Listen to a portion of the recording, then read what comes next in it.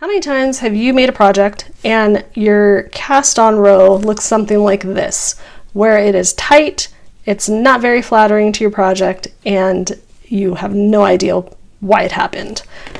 I'm going to show you how to make the perfect cast on row every time so that your project looks great. But first, be sure to like, subscribe, and hit the notification bell because I'm doing a ton of knit series videos for beginners, and if you want good looking projects, I'm going to show you how to get them. So why do we get this super tight cast on edge? And why is it not even with the stitches that you're making? The long and short of it is that you're casting on too tight. But what does that mean and how do you fix it? So let's look at casting on. Okay, so when I am casting on, I have two fingers. I'm doing the long tail cast on here, but this goes for just about any. You have your thumb yarn, which is your tail, and then you have your pointer finger, which goes to your yarn.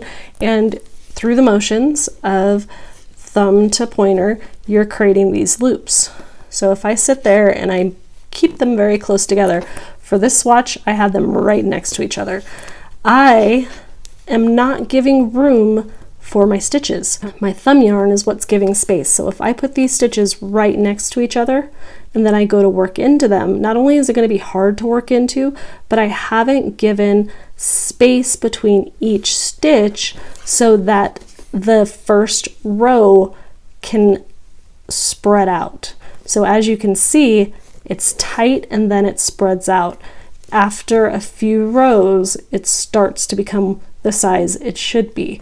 But because I put those stitches so close together, I don't get a nice edge. Here, I spaced out my cast on nice and wide so that my first row is much bigger and nicely spaced and even. But how do we give it that space? You know what you're supposed to do. You've heard it. You're supposed to put two needles together, right? So I'm going to take both of my needles and put them together like this, and then make my cast on. I can put them all nice and close together because it doesn't matter, right? I now have two needles creating all that space. When I'm ready, I pull one of them out and then I work into it. Well, if you were paying attention with the thumb and the finger, what did I just create height to? I created height to this yarn, my finger yarn. I did not create extra width with my thumb yarn. It is still close together. So what do you end up getting? The same exact thing, but with a taller first row. So all it does is it raises up your row because you now have an extra bit of yarn here, but still makes it completely squished together. So that is a total falsehood.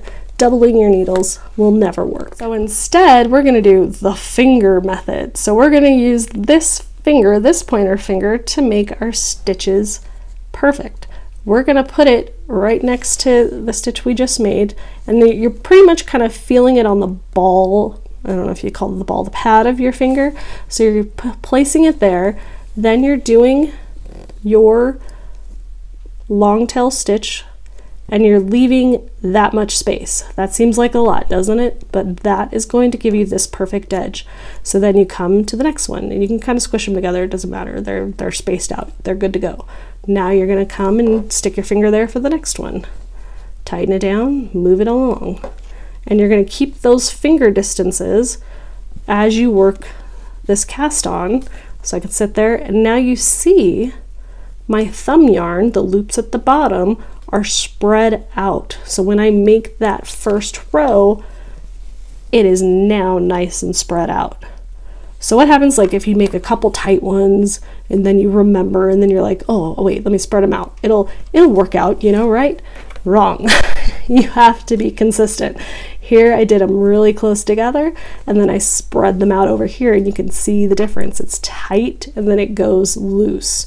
So you have to make sure that you're being consistent with those stitches and giving yourself lots of room so that you have that bottom loop giving you lots of space for your stitches. So that is how you are going to make the perfect cast on row, so your projects are nice and wide and the same width from the top to the bottom and the bottom to the top. You might notice I have a garter edge on this, and you know that's wrong. Why is it wrong? Go check out the last video I just posted and you'll learn. But I am Deja with Knit and Crochet. Be sure to like, subscribe, and hit the notification bell for more useful tips on knitting. And thank you for watching.